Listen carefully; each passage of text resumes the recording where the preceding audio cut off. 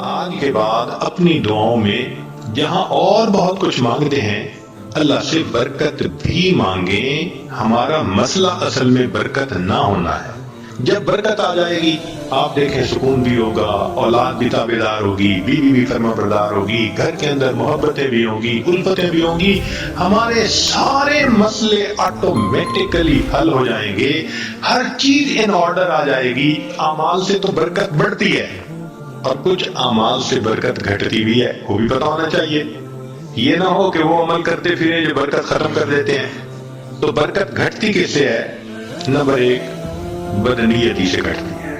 جو بدنیت انسان ہوگا نا اس کی زندگی میں برکت نہیں ہوگی, برکت نہیں ہوگی اس کی. کئی ہوتے ہیں نا نیت کے کھوٹے, برا سوچنا, نیگیٹو تھنکنگ, بیوی کے بارے میں بھی نیگیٹو تھنکنگ, ماں باپ کے بارے میں بھی, دوستوں کے بارے میں بھی, دفتر میں کام کرتے ہیں وہاں نیگیٹو تھنکنگ. جو نیگیٹو تھنکنگ والا بندہ ہوگا نا اس کی زندگی میں کبھی برکت نہیں ہوگی.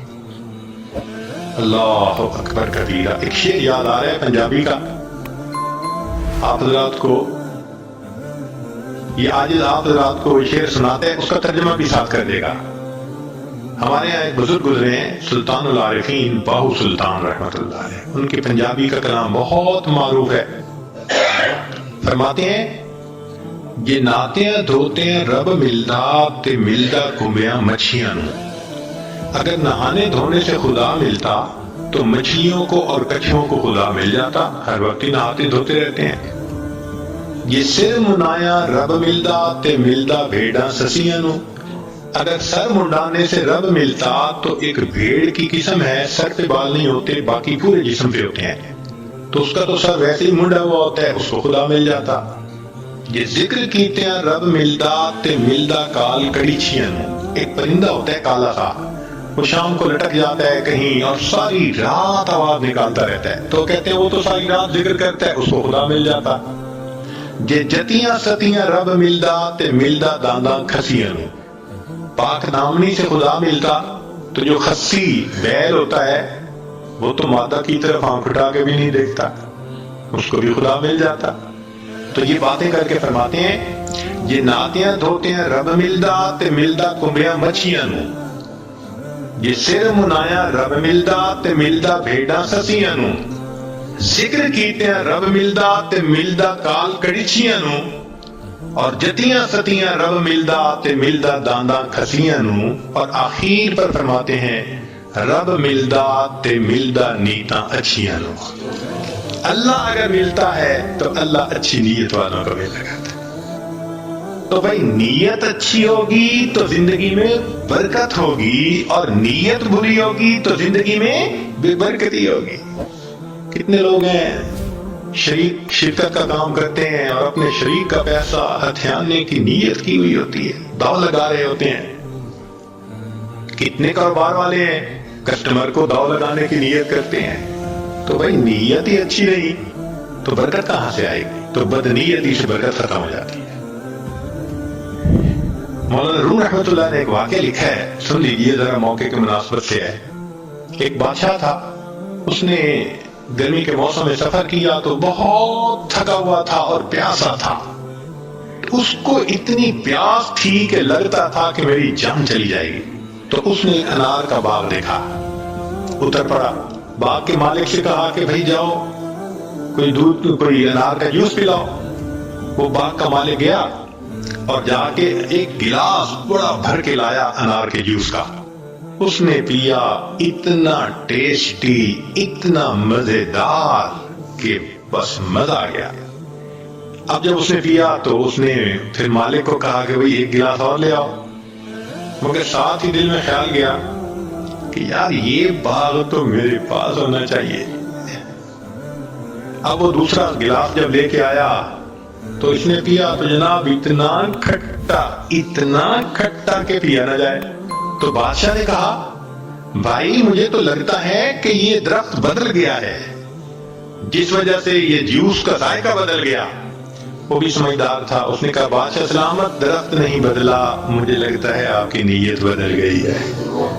پہلے نیت اچھی تھی، اللہ نے ٹیسٹی بنا دیا تھا، اب نیت بد ہو گئی، اللہ نے اس کو کڑوا بنایا۔ تو سب سے پہلی چیز جس سے برکت آتی ہے وہ نیک نیتی، اور جس سے بے برکتی ہوتی ہے وہ بد نیتی۔ اور دوسری چیز معصیت، گناہ جو ہے نا یہ برکتوں کے دروازے بند کر دیتے ہیں۔ اللہ تعالیٰ برکتوں کے دروازے کھولتے ہیں اور ہم گناہ کر کے ان دروازوں کو اپنے لیے بند کروا دیتے ہیں۔ جو گناہ کرتے ہیں وہ اتنی مقدار برکتوں کی بند کروا دیتا ہے۔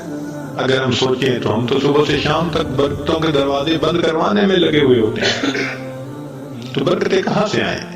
تو معصیت سے برکتوں کے دروازے بند ہوتے ہیں، نیکی سے برکتوں کے دروازے کھل جاتے ہیں۔ اس لیے قرآن پاک میں اللہ فرماتے ہیں کہ اگر تم نیک بنو گے لَأَكَلُوا مِن فَوْقِهِمْ وَمِن تَحْتِ أَرْجُلِهِمْ، ہم ان کو وہ نعمتیں کھلاتے جو آسمان سے اترتی ہیں، ان کی روحانی غذا بنتی، اور وہ نعمتیں کھلاتے جو پاؤں کے نیچے زمین سے نکلتی ہیں، ان کے لیے جسمانی غذا بن جاتی۔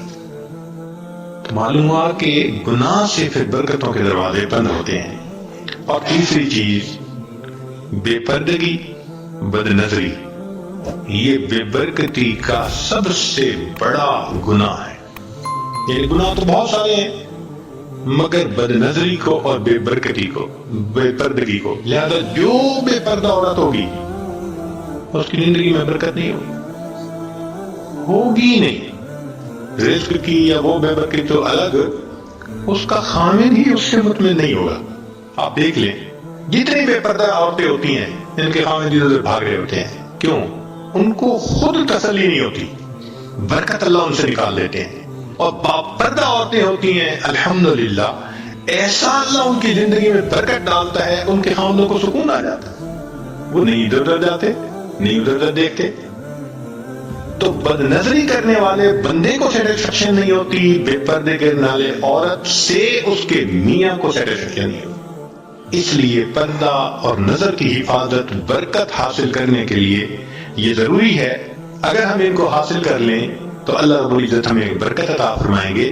چنانچہ نبی علیہ السلام نے برکت کی دعا سکھائی، اللہم بارک لنا فیہا۔ نبی علیہ السلام دعا مانگا کرتے تھے، اللہ میرے لیے ان میں برکت رکھ دیجئے۔ دعا ہے اللہ تعالیٰ زندگی میں بھی برکت عطا فرمائے، موت میں بھی برکت عطا فرمائے۔ فرمایا کہ جو آدمی 10 مرتبہ صبح و شام پڑھ لے اللہم بارک لنا فی الموت، بارک لنا فی الموت، اللہ تعالیٰ اس کو کلمے پہ موت عطا فرما دیتے ہیں۔ تو بھائی آج کے بعد اپنی دعاؤں میں جہاں اور بہت کچھ مانگتے ہیں اللہ سے برکت بھی مانگیں۔ ہمارا مسئلہ اصل میں برکت نہ ہونا ہے۔